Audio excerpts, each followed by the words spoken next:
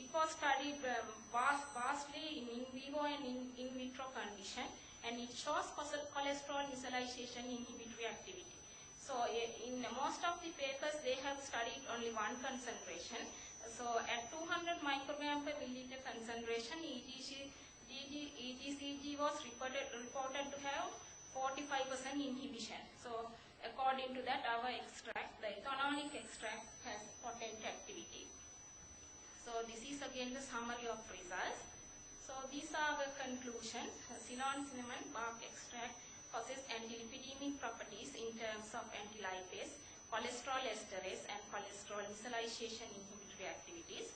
Both extracts show moderate anti-lipase activity. Actually, the clinical drug or aldosterone, it is used to control the anti-obesity worldwide because it's a lipase inhibitor, and thereby it can control the energy intake. So our ethanolic extract has a high activity for cholesterol esterase and micellization compared to the DCM extract. Actually, earlier we have reported antioxidant properties of these bark extracts via multivariate mechanism using 7 assays. In that assays also the ethanolic bark has more activity compared to the DCM bark. So the results is same in this one also. So the observed antilipidemic properties may be due to the presence of antioxidative compounds. Even in literature, there are numerous publications which showed that antioxidative compounds, especially phenolics, have good antilipidemic activity. So this is the first report on antilipidemic activity of Ceylon cinnamon via using these assays. Actually, finally, the consumption of bark of Ceylon cinnamon may be important and for prevention and management of hyperlipidemia. So these are some of the references. So we would like to acknowledge Sri Lankan Treasury providing funds and these 2 companies for providing samples. Thank you.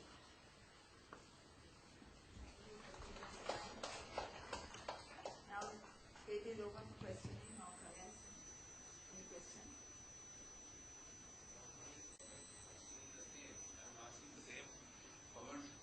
Now, have you found any optimal temperature? Now, you know that in the real life market, the cinnamon is available in the form of tea, cinnamon tea. That's the latest production. Large number, so they are buying it. Yeah. So, are you really aware of any particular temperature range?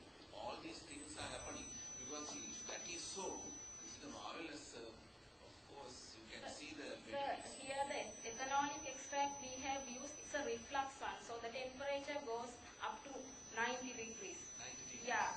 The other one, even the wort extract, we have studied, even though we didn't include the results. So that one also goes to that temperature. And for the other extract, it's prepared using normal temperature. So it covered a wide range now. Yeah. Thank you. Any other questions?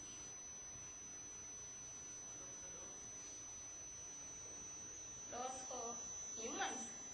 Actually, the antilipidemic activity was reported using rat model. Actually, my supervisor is also one of the authors.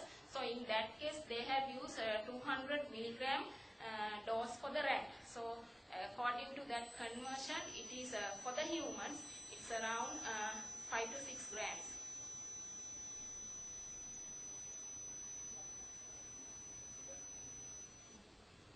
One comment on what Professor Ariyaratnam was asking earlier, because ethanol extracts won't have the same compound composition as water extracts, isn't it? Yeah. Even though it is heated. Yeah, it may be different, but we checked for both. Actually, the water has less activity than the ethanolic one. So you have a heated water extract? Yeah, heated. Can you think of a reason why there should be a difference? Yeah, there may be different due to the chemical composition, madam, because if we take the dichloromethane methanol one, it has a wide range. So medium polar, dichloromethane is medium polar, so methanol polar solvent, therefore white compounds are extracted. However, for the ethanolic one, mainly the polar compounds are extracting, but for both, some part of oil is also coming. But still we don't know what are the compounds responsible. Even in the literature, madam, if we look at the oils, the cinnamon oil, the chemical composition is very well documented. But for the bark extracts, we don't know what are the compounds. So in further studies, we will fractionate. Actually, we have fractionated these extracts, and in further studies, we will go to the fraction level. And without fractionation, it will be just a TLC. Can't you see any with the actually, we didn't do TLC, but certain compounds like cinnamaldehyde, I have already checked. So which has little activity.